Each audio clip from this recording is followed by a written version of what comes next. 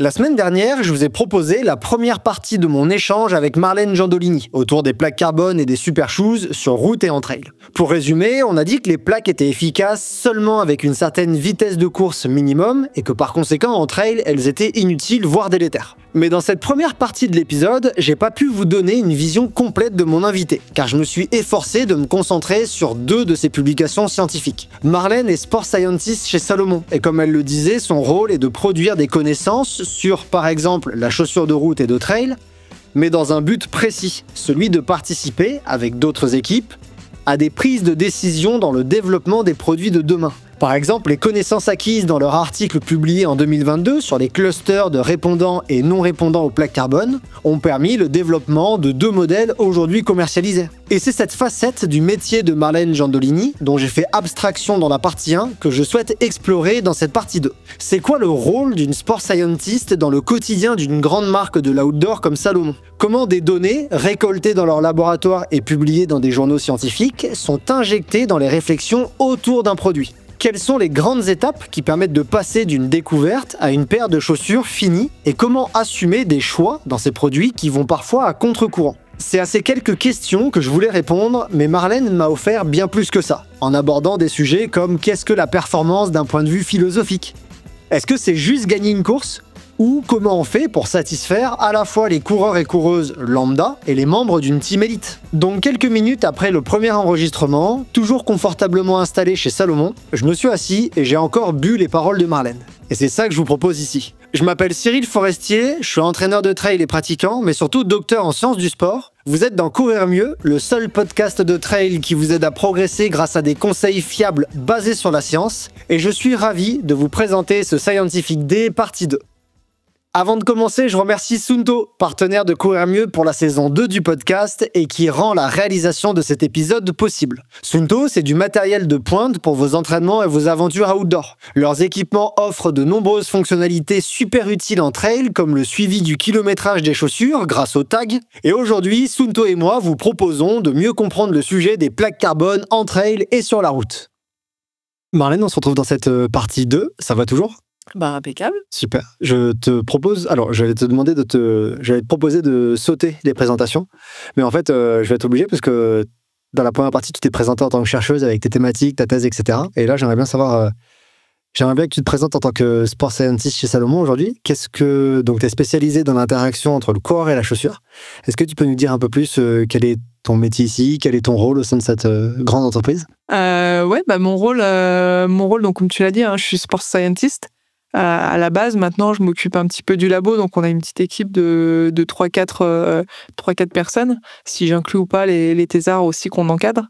Et puis on va dire nos missions, notre mission en tant que labo scientifique, je dirais qu'il y en a qu'il y en a 3. La première, c'est de comprendre la pratique, comprendre le pratiquant, comprendre ses besoins d'un point de vue très objectif, biomécanique, physiologique, etc. Ou au-delà de ça même, et comprendre aussi ses préférences, ce qu'il aime pas, pourquoi, etc.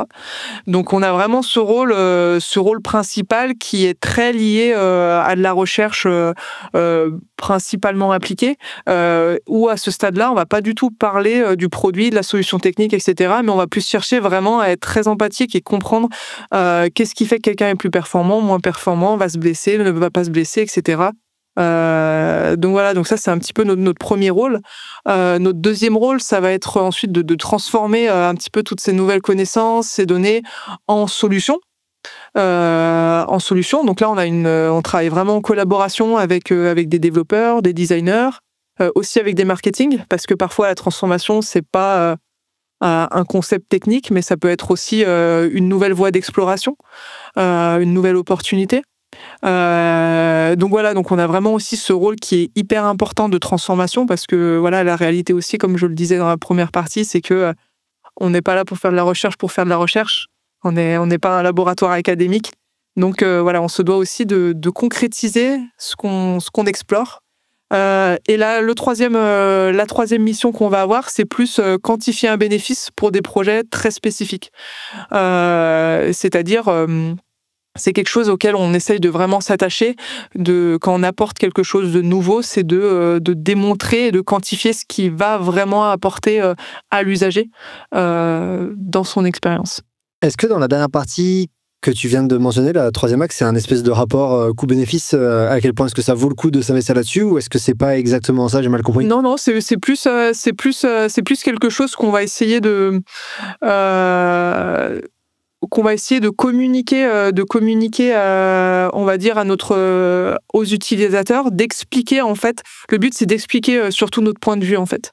Et c'est de dire qu'en fait, tel ou tel choix, si je reviens à l'histoire des plaques carbone, pourquoi on met pas de plaques carbone entre elles, ça va être d'expliquer pourquoi on le fait pas. Donc, à ce stade-là, on va dire, cette communication, elle peut se faire de différentes manières, hein, mais en tout cas, ce qui nous concerne nous, ça va souvent se faire sous forme de présentation en congrès, que derrière on va valoriser, de publications scientifiques, ce genre de choses, pour essayer, voilà, d'expliquer notre point de vue. Donc, ça porte pas sur tous les projets, toutes les chaussures savon qui sortent, mais seulement vraiment quand on a quelque chose qui va être en rupture entre guillemets, ou qui va s'écarter un peu d'une tendance actuelle. Alors, on va forcément parler chaussures à un moment dans cet épisode. Les auditeurs le voient. On a devant nous, d'ailleurs, je te remercie encore beaucoup pour m'avoir permis de tester, d'essayer un peu ces chaussures. On a la S-Lab Specture, la S-Lab Phantasm et les prototypes que tu as utilisés dans une étude scientifique qui vont un peu moins nous intéresser. On va arriver un peu à comment, parce que tu ne m'as pas proposé ces produits au hasard, et le but, ça va être un peu de comprendre comment est-ce que ton rôle a permis, par exemple, le développement de ces modèles-là. Mais avant qu'on s'intéresse au modèle spécifiquement, je voulais un peu comprendre la démarche qui te permet d'aboutir en fait au produit. Tu as parlé du coup du transfert de connaissances que tu as produites, partant de ton job, à des produits. Comment elle s'opère dans ton job de tous les jours, ce transfert de connaissances? Comment tu passes d'une découverte scientifique, par exemple les plaques carbone, les super shoes ont un effet à 18 km/h, comme on a dit dans la partie 1, on va développer cette chaussure. Comment ça s'opérationnalise? Très concrètement, ouais. J'imagine. Très concrètement. Alors, on a la chance, je pense. Alors, Salomon, ça, je sais pas dans l'esprit des gens si c'est une grosse, une petite entreprise ou quoi que ce soit. Mais par rapport à d'autres concurrents, je pense qu'on est quand même une structure, notamment le département footwear, qui est encore à taille humaine, où les collaborations entre les différents métiers peuvent se faire relativement facilement. Donc concrètement, en fait, voilà, on a Alors déjà, faut savoir que concevoir une chaussure, quand c'est juste un renouvellement de quelque chose qu'on connaît, ça prend déjà 2 ans. Quand c'est quelque chose qu'on connaît pas, où on part de zéro, par exemple la S-Lab Specture, on a commencé en 2019 les travaux de recherche, et elle est sortie en 2024. Donc c'est un exemple déjà pour donner un petit peu de temporalité, donner un petit peu un référentiel, où voilà, c'est quelque chose qui est relativement long. Et concrètement, voilà, une fois qu'on a réussi un petit peu à avoir des conclusions qui nous permettent de s'orienter vers une nouvelle, un nouveau besoin, on va dire, qui a été identifié. En l'occurrence, c'était à quoi devrait ressembler la super chose pour les gens qui veulent juste finir leur premier marathon en moins de 4 heures. Notre point de vue étant sur ce projet que en fait la performance est le terme performance, il est très relatif, enfin, sa définition est très relative à la personne. Et si l'objectif de quelqu'un, c'est casser la barrière des 2 heures au marathon, c'est de la performance, mais pour quelqu'un d'autre, finir son premier marathon, c'est de la performance aussi. Donc voilà, c'était le besoin, en l'occurrence sur la Specture, c'était vraiment ça, c'était vraiment de se dire à quoi devrait ressembler la super chose pour ces gens-là, qui représentent le plus grand nombre. Voilà. Donc à partir de ce moment-là, on va constituer ce qu'on appelle un groupe de projet. On va mettre de façon très métaphorique autour de la table un développeur qui va être plus spécialisé dans les interactions avec les ateliers de prototypage, avec les ateliers de production et ce genre de choses.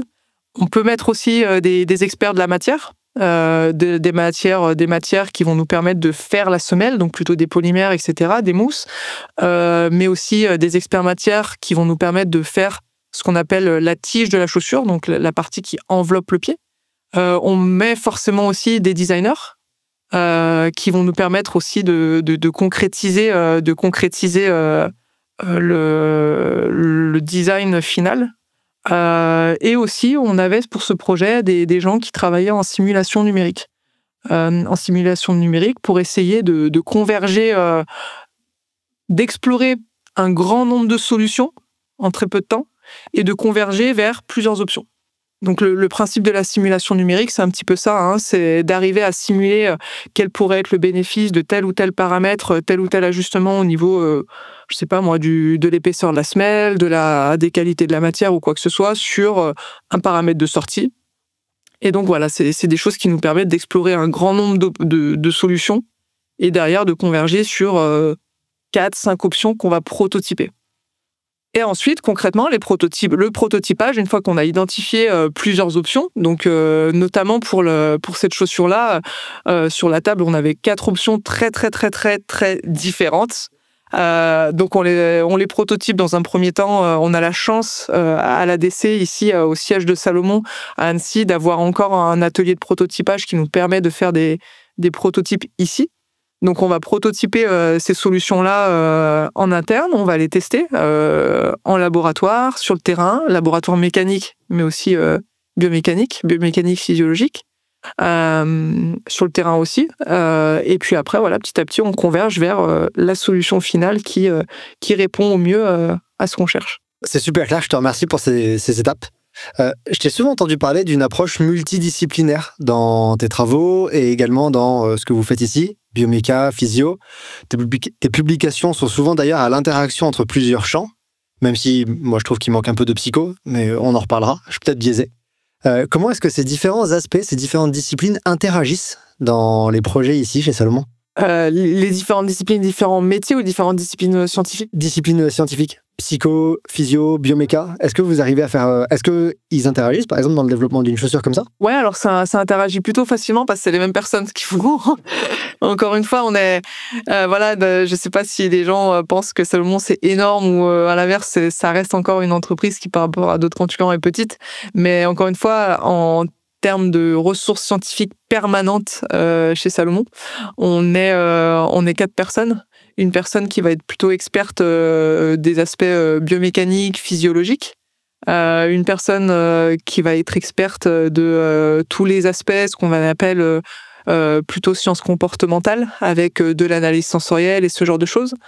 Une personne qui va être un petit peu à l'intersection justement entre biomécanique et analyse sensorielle, et puis moi.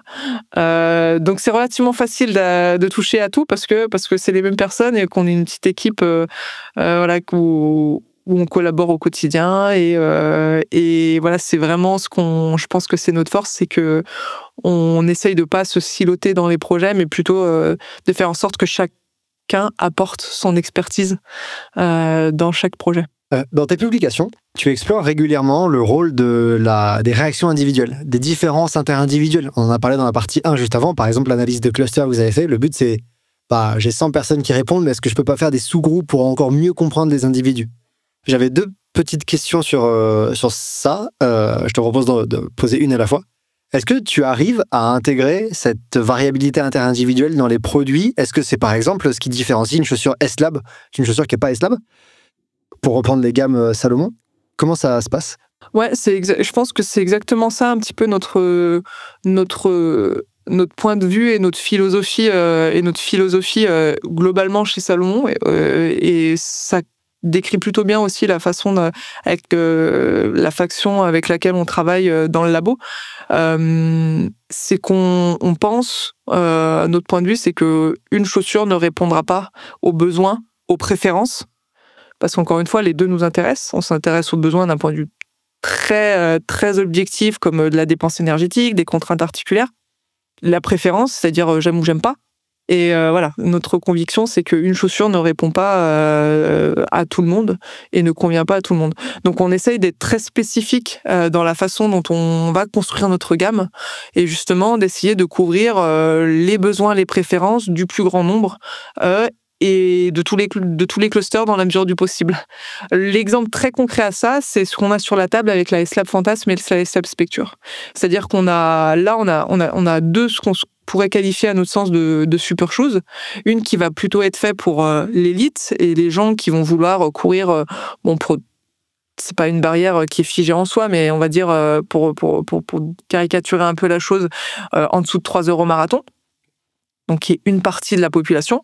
Et puis on a une autre super chose qui a une construction et qui a des caractéristiques complètement différentes, qui va avoir le même objectif de performance, mais pour des gens qui pour le coup veulent juste battre leur barrière qui peut être 4 heures au marathon. Et de la même façon, on retrouve un petit peu cette variété dans les autres gammes, trail, etc. On a parlé beaucoup du tout public, là pour l'instant, enfin avec des personnes qui courent vite, moins de 3 heures au marathon ou plus. Est-ce que c'est possible d'aller encore plus loin et d'appliquer ça aux ultra-élites? Vous avez une team Salomon, si je prends l'exemple du trail, mais pas que, parce que vous avez, j'ai oublié son nom, mais un athlète par exemple en 100 km sur route, qui est Guillaume Réal, qui est ultra performant. Est-ce que vous arrivez à aller encore plus loin, par exemple, développer cette chaussure pour encore plus l'individualité de François, Thibaut Barognan, Camille Bruyas, des gens comme ça? Donc donc en fait dans la façon dans laquelle on est structuré, on a une équipe qui va plutôt travailler sur la gamme. Donc vraiment les chaussures qui vont être sorties pour le public. Et après on a aussi une équipe qu'on appelle service aux athlètes qui va travailler vraiment sur les produits spécifiques aux athlètes. Dans la plupart des cas, les modèles, notamment S-Lab, sont inspirés de ce qui est travaillé avec le service aux athlètes. Je mets un bémol par rapport à la Specture, où pour le coup, ça a été un choix aussi de la mettre en S-Lab, parce qu'en fait, même si elle n'était pas faite pour l'élite, elle était faite pour la performance. Donc on s'est dit, par souci d'inclusivité, ce sera aussi un modèle S-Lab, et aussi par son historique de comment elle a été conçue. Mais du coup, oui, on a ce service aux athlètes-là qui nous permet, via des études de cas, parce que quand on travaille avec un athlète, chaque athlète est une étude de cas, d'essayer d'aller chercher encore la spécificité au plus possible. Donc, par exemple, quand on travaille avec un François Den ou un Mathieu Blanchard ou ce genre d'athlète, on essaye de faire des produits qui sont plus spécifiques à eux et ensuite de les retranscrire dans une gamme S-Lab. Dans un email que tu m'as répondu, et d'ailleurs je te remercie encore pour ton aide précieuse, parce que c'est la première fois que je fais un épisode comme ça, focalisé sur un chercheur, une chercheuse, et pas sur une thématique. Donc au début j'étais un peu noyé surtout face à ta littérature qui était quand même dense. Je me suis dit mince, où est-ce que je me dirige? Donc encore merci beaucoup pour ton aide. Tu m'as dit que ces épisodes seraient l'occasion de clarifier 2 choses. Comment fonctionnent réellement les super shoes, car il y a beaucoup d'imaginaire autour, et qu'est-ce que c'est que la performance. Il me semble que comment fonctionnent les super shoes, on en a quand même bien parlé dans la partie 1, mais si tu veux rajouter quelque chose, comment ça fonctionne réellement, libre à toi. On tourne un peu autour de ça depuis le début. La performance. Qu'est-ce que c'est en fait la performance selon toi, d'un point de vue, tu m'as dit, d'un point de vue scientifique et philosophique? Je pense que le terme performance, il est aussi vague que le terme confort et que ce genre de choses. Je pense que le terme, moi à mon sens, que le terme performance, sa définition, elle est propre à chacun. Et on peut pas dire à la personne qui veut juste finir son premier marathon en moins de 4 heures, en fait c'est pas de la performance parce qu'elle court à 10 km/h. Non, je suis relativement à cette personne-là, à ses capacités, à son historique sportif et de vie, c'est de la performance pour elle. Donc c'est notre point de vue, je pense chez Salomon, et notamment en tout cas aussi dans notre façon de travailler au labo, elle gravite vraiment autour de ça, en se disant, en étant très humble et inclusif par rapport à cette définition de la performance, et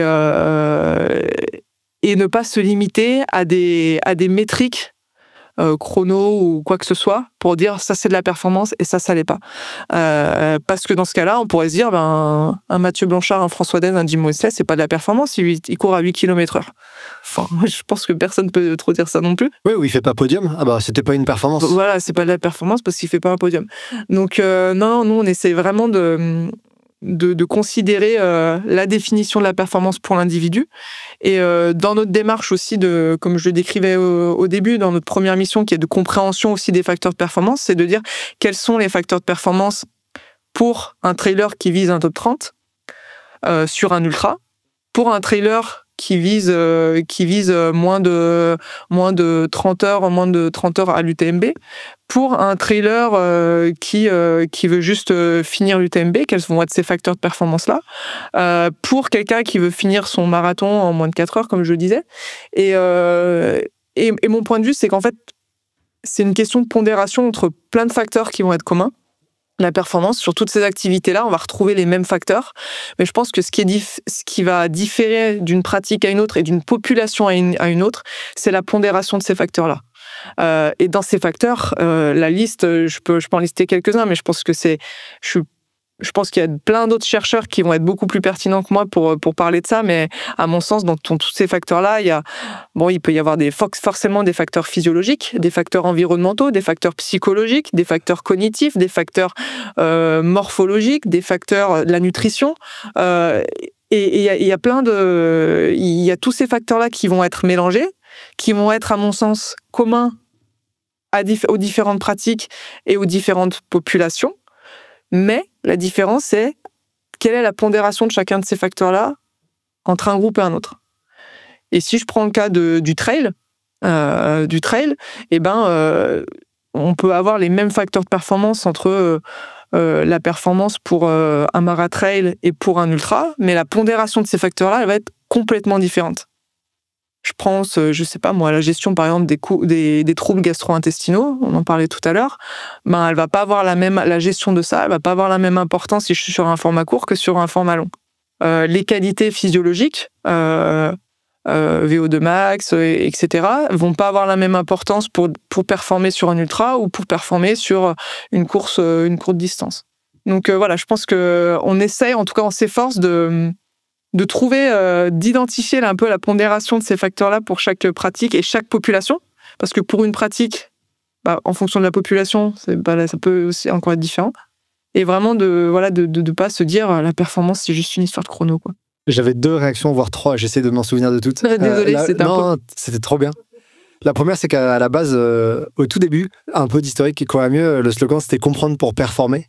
Et je trouvais ça pertinent parce que pour moi, j'ai exactement ta vision de la performance, c'est faire de son mieux. Sur une épreuve donnée, faire nous ce qu'on peut en tant qu'individu dans un contexte, athlète, travaillant et ayant des enfants à côté, pour faire de notre mieux un jour J. Et faire de notre mieux, pour Jim Wamsley, c'est gagner l'UTMB, ou pour Mathieu Blanchard, c'est gagner l'UTMB. Et pour moi, ça va peut-être être, essayer de coter au-delà de 600, et pour quelqu'un du marathon, ça peut être faire moins de 5 heures, par exemple. Et en fait, j'ai arrêté parce qu'il y a cette notion très élite derrière le mot performer, alors qu'en fait, pas forcément. La deuxième chose à laquelle je pensais, c'est ce que tu as dit, ça change en fonction... La pondération, ça change en fonction des courses et aussi des gens. Enfin, tu vois, j'entraîne des personnes et quelqu'un de très débutant qui se lance sur quelque chose de très long, ok, sa VO2 max, ça va être crucial, mais si ses jambes, elles tiennent pas, ça sert à rien, sa VO2 max, donc je verrai sa VO2 max l'an prochain. Mais là, d'abord, il faut que ses jambes, elles tiennent, parce que sinon, il va s'arrêter à la moitié de la course. Et les facteurs de pondération, ils vont changer en fonction, pas forcément de la course, enfin... De la course, oui, mais aussi en fonction de l'historique de l'athlète et de ses compétences. Tu l'as un peu... Complètement. Tu l'as un peu souligné. C'est complètement, c'est pour un même, on va dire, pour un même événement. Je pense que cette pondération des différents facteurs, elle n'est pas la même, elle n'est pas du tout la même si tu vises un top 30 ou si tu veux juste finir ton UTMB. Et la troisième chose que je veux dire, c'était que Courir Mieux prépare quelque chose d'incroyable sur la nutrition sportive pour qu'il n'y ait plus jamais de troubles gastriques à l'effort. Mais je ne peux pas en parler pour l'instant. Facteur numéro 1 d'abandon, donc on compte sur vous. On va rentrer dans les chaussures. Tu m'as dit, quand on a échangé, qu'il y avait deux projets qui représentent le mieux l'injection des sciences du sport dans le développement du produit. La S-Lab Fantasme, que je montre ici. Donc, chaussures plutôt pour marathon en dessous de 3h30, si je me souviens bien, en dessous de 3 heures. Et S-Lab Specure, que je présente ici pour performance, par exemple, marathon au-delà de 3h30, 3 heures. Est-ce que tu peux nous présenter ces modèles et nous dire pourquoi ces chaussures représentent bien l'interaction science et terrain au regard des travaux? Je dirais que c'est au-delà de ces 2 modèles-là, à mon sens, la thématique sur les dernières années, parce que j'ai essayé aussi de rester dans des exemples récents qui représentent au mieux notre contribution, c'est sur les racing shoes en général, que ce soit en trail ou en road, où à mon sens, là où ça illustre bien notre philosophie et puis notre rapport scientifique, c'est que ces exemples-là de chaussures de super shoes, que ce soit trail ou road, ils représentent bien aussi notre philosophie de dire on fait des produits, on les conçoit, on les design pour un usage et une cible particulière, quitte à faire un pas de côté par rapport à la tendance. Et typiquement, avec la Specture, ça a été le cas. La Fantasme, par rapport à ça, ça l'est moins, parce qu'on s'est rendu compte que pour cette cible-là, avoir ce genre de construction-là qui restait plutôt dans la mouvance et dans la tendance actuelle, c'était pertinent.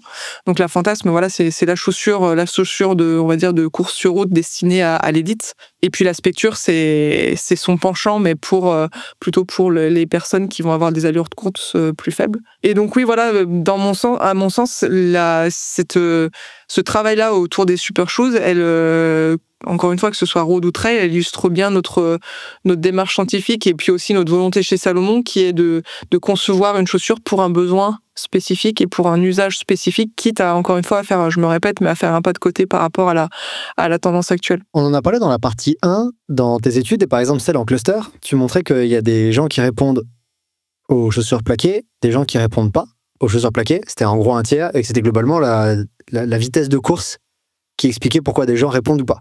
Tu vas peut-être voir venir ma question, mais si je cours le marathon en 4 heures, ce serait plutôt la Specture avec laquelle je dois courir. Je serai à 10 km/h et pourtant elle est plaquée.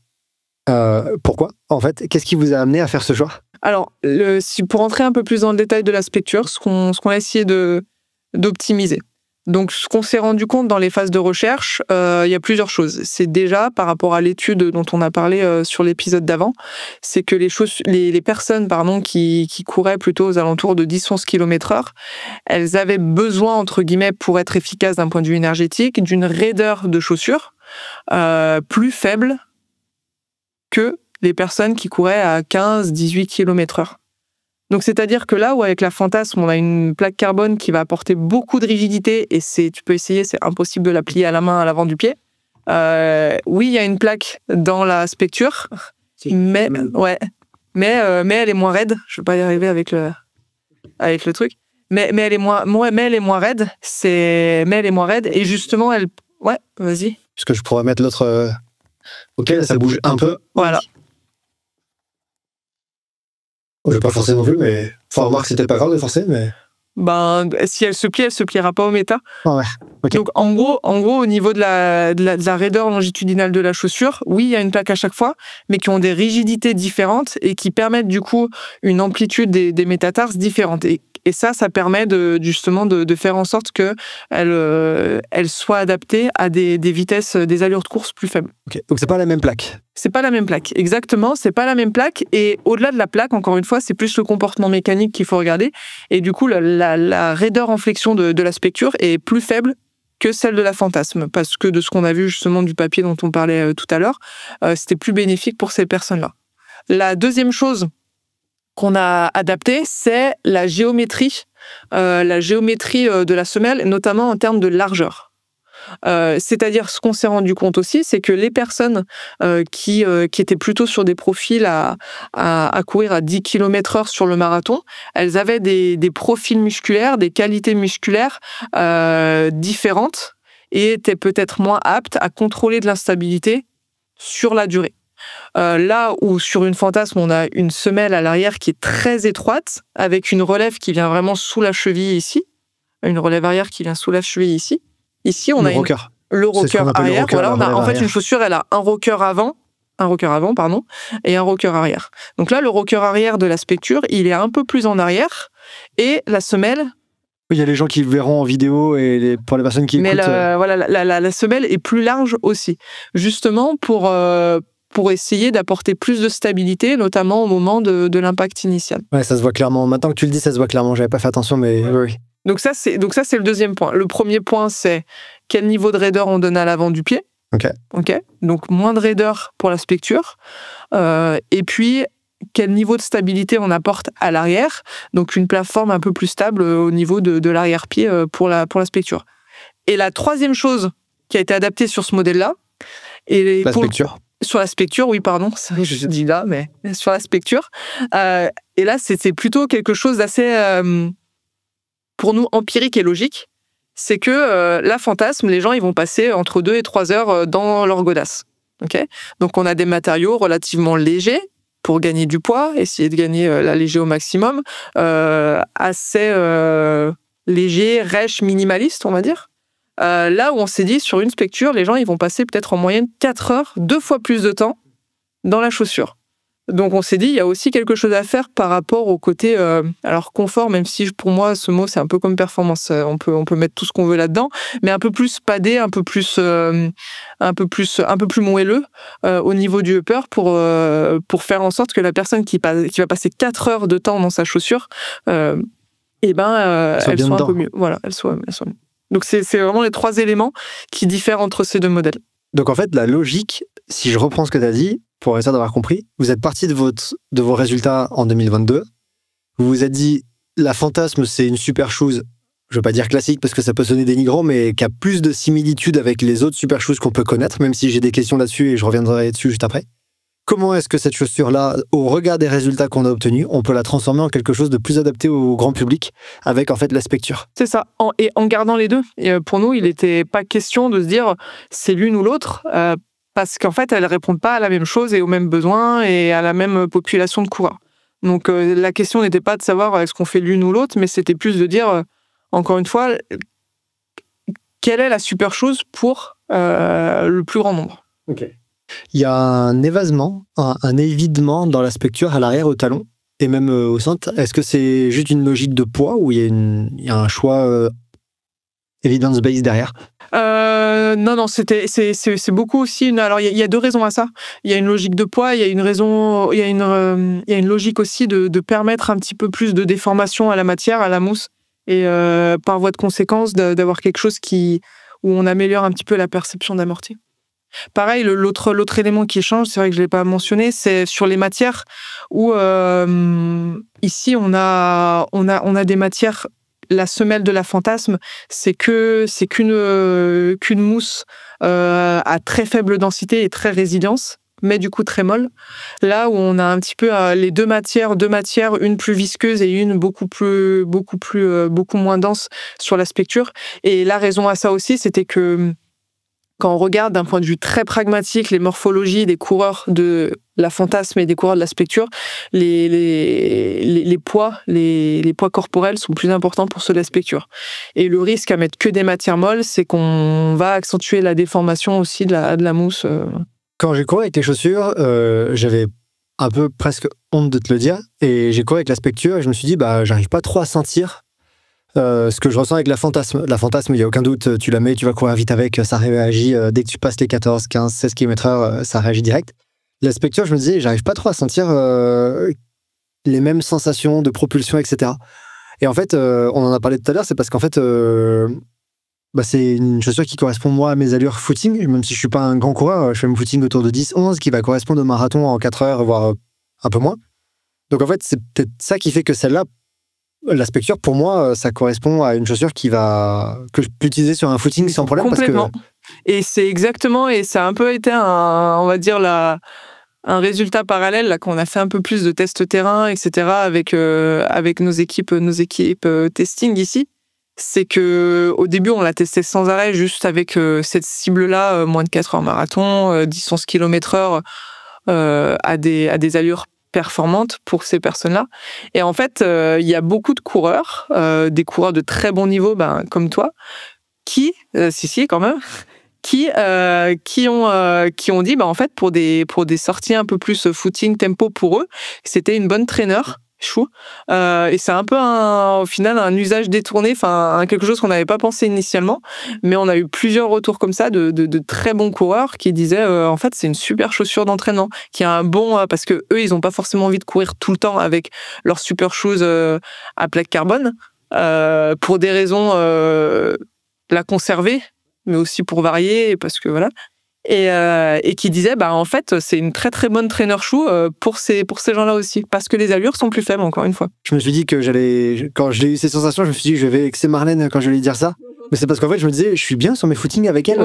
Mais c'est que encore une fois la vitesse. Et de la même façon peut-être que quelqu'un qui court en 10-11 le marathon, mais qui arrive à pousser un 10 km, j'en sais rien, à 15 km/h, peut-être qu'il serait très bien avec une Fantasme. Ouais, donc c'est vraiment... Après, il y a aussi des facteurs de qualité musculaire aussi sur le long terme, mais en tout cas, la vitesse est importante à prendre en compte. Je te propose de passer un peu plus sur la fantasme. Bon, c'est évidemment un régal si on aime bien courir vite à plat, on s'amuse immédiatement. J'ai essayé un peu de l'essayer dans plein de circonstances différentes et je t'ai dit j'ai même fait un truc qui se fait pas trop généralement, mais j'ai mis une chaussure elle au pied et une autre super shoes à l'autre pied pour voir les différences parce que j'en ai pas fait 50 des tests super shoes donc je suis pas expert. Je voulais vraiment sentir la différence en les mettant les deux. Et j'ai eu une sensation, au-delà du fait que effectivement ça rebondit, ça accélère, tu sens que ça propulse. Je sais pas si c'est le bon terme, mais tu sens quand même quelque chose quand tu montes en vitesse par rapport à l'échauffement versus quand tu attaques. Il y a quelque chose de différent en sensation. Par rapport à l'autre chaussure, qui est une de celles qui est réputée pour avoir des effets sur le coup du déplacement. En tout cas, il y a un papier qu'on comparait 7, la Vaporfly versus d'autres, et c'est une de celles qui répond bien. Il y a une propulsion, je te disais tout à l'heure, qui est plus axée. J'ai l'impression que j'ai un peu moins à lutter avec la fantasme pour la garder dans une foulée qui est la mienne et elle part moins dans tous les sens. Est-ce que est-ce que j'ai complètement rêvé? Est-ce qu'il y a quelque chose dans la structure qui explique ça? Et si oui, quoi? Alors, je mentirais si je disais que je connaissais tous les détails techniques des modèles concurrents. Par contre, clairement, je pense qu'il y a notamment 2 paramètres qui peuvent te donner cette impression-là. C'est les choix design qui peuvent être faits, enfin design développement qui peuvent être faits au niveau de l'orientation de ce rocker avant-pied. C'est-à-dire, est-ce qu'il suit la ligne des métatarses, qui est une articulation qui n'est pas strictement perpendiculaire à l'axe de course, qui est un petit peu en biseau, et le deuxième paramètre aussi qui peut influencer, c'est les propriétés de la mousse. C'est-à-dire que s'il y a une mousse qui est extrêmement déformable, elle peut aussi générer cette sensation d'instabilité. Donc, sans connaître tous les détails techniques des modèles concurrents que tu as testé, je pense que c'est 2 paramètres qui peuvent expliquer aussi cette sensation-là. On a parlé dans la partie 1 un petit peu de blessures, par exemple avec des études de cas sur des fractures de stress, avec des chaussures qui ont des plaques carbone. Bon, aujourd'hui, c'est encore balbutiant la littérature, on a besoin de plus de recul. C'est des études de cas, c'est-à-dire qu'on a 2 personnes qui l'ont eu, on n'a pas toutes les personnes qui l'ont pas eu. D'ailleurs, j'aurai une question là-dessus par la suite, mais je saute pas de suite dessus. Est-ce que ça a été dans un coin de ta tête, cette histoire de blessure au MTP? Si oui, comment est-ce que ça a été intégré dans le développement de ces chaussures? Alors, les premières études de cas, quand elles ont été publiées, on était vraiment plutôt sur la fin du développement de ces chaussures-là. Donc, ce serait mentir de dire qu'on l'a pris en compte. Par contre, c'est quelque chose dont on essaye de penser aussi quand on conçoit nos futurs produits.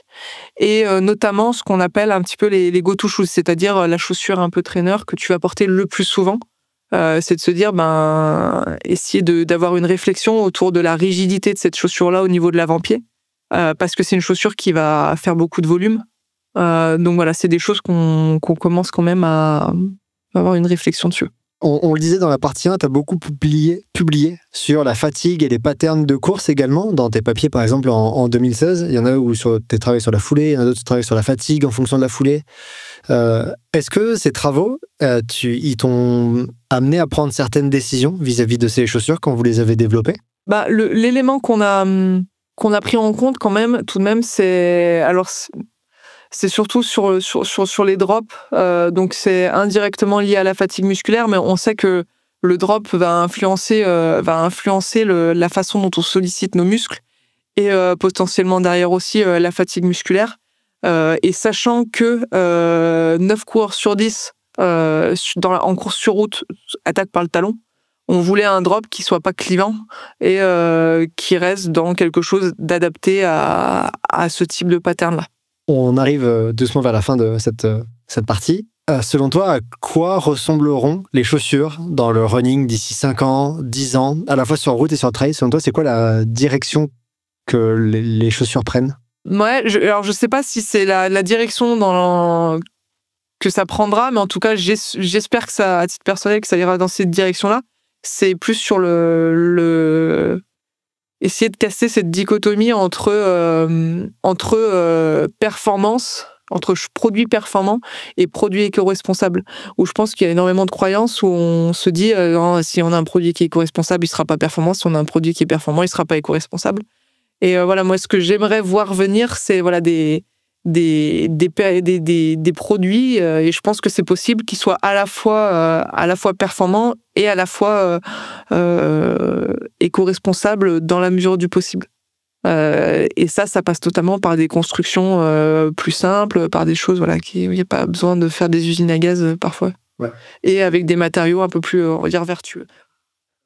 Ce que Marlène vient de dire là, qu'un produit performant peut être éco-responsable grâce à des composants vertueux, ça me fait penser à Wise, partenaire de cette saison 2 du podcast. Wise, c'est une marque créée par et pour des ultra-trailers qui s'évertue à justement casser cette dichotomie, en démontrant produit après produit qu'en choisissant certains matériaux, certains procédés de fabrication, certains partenaires, on peut aboutir à des équipements avec un impact carbone réduit et une durabilité ainsi qu'un taux d'utilisation augmenté. Un exemple, c'est leur Thermal Shell, qui est fabriqué au Portugal par leur partenaire Petratex, dont différents procédés comme le recyclage de l'eau ou l'utilisation d'énergies renouvelables, combinés à des matériaux de qualité, comme la laine de mérinos et d'autres coupe-vents, permettent de rendre le produit plus éco-responsable. Je vous invite à découvrir la Thermal Shell, leur veste conçue pour courir dans le froid, sur le site de Wise, le lien est en description. Et maintenant, revenons à la fin de cet entretien avec Marlène. Pas besoin d'usine à gaz, c'est par exemple ce que tu montrais dans tes travaux sur les plaques carbone en trail. On revient à ça, par exemple, pas besoin d'une plaque carbone en trail. Par exemple. C'est peut-être déjà un choix. Par exemple, ouais. Thibaut Besson, que tu connais, je crois, de nom, qui travaille sur, en gros, les différents hommes-femmes en endurance, il disait dans l'épisode avec lui qu'on allait aussi, lui, il pense vers une conception de chaussures pour les femmes et pour les hommes. Est-ce que toi, tu penses que ça, c'est une direction qu'on va voir arriver sur le marché d'ici quelques années ou pas spécialement? De mes connaissances, mais après, j'ai pas toute l'expertise de Thibaut par rapport aux différents hommes-femmes, mais de mes connaissances, il n'y a pas tant de différence non plus biomécanique que ça entre les hommes et les femmes. Donc aujourd'hui, à l'heure actuelle, j'aurais du mal à dire à quoi devrait ressembler une chaussure pour femme et à quoi devrait ressembler sur homme. Peut-être qu'il y a quelque chose à faire plus au niveau du chaussant, parce que les morphologies de pieds peuvent être par contre un peu différentes. Mais ouais. Et toi, personnellement, en tant que chercheuse en sciences du sport, est-ce que tu peux nous dire, est-ce que tu as le droit de nous dire un peu vers où est-ce que tu as envie de te diriger en termes de travaux, de questions que tu aimerais creuser sur les chaussures? Ou est-ce que malheureusement ça doit rester secret? C'est plutôt des orientations à court terme et puis sans non plus dévoiler trop de secrets. Il y a différentes choses qui vont nous intéresser, en tout cas en tant qu'équipe de recherche chez Salomon. De façon très pragmatique sur le produit, c'est continuer à creuser un petit peu ces histoires de super shoes et notamment considérer la dimension fatigue. Et puis le deuxième élément, c'est aussi se dire réfléchir à la performance au-delà de la chaussure. Donc voilà, c'est des choses qui nous animent en ce moment. Super, ça fait directement la transition avec la partie Gollum met la lumière sur. Gollum qui est toujours partenaire de la saison 2 du podcast Courir Mieux. J'ai sélectionné 3 questions des auditeurs que je trouvais pertinentes. Et une, c'était, est-ce que tu travailles, on a beaucoup parlé chaussures, est-ce que tu travailles sur d'autres projets de développement produit que des chaussures? Oui, très bonne question. Alors, c'est relativement récent, mais oui, maintenant, on commence à travailler sur les sacs. Et on a eu beaucoup travaillé sur les sacs d'hydratation au cours des 2 dernières années.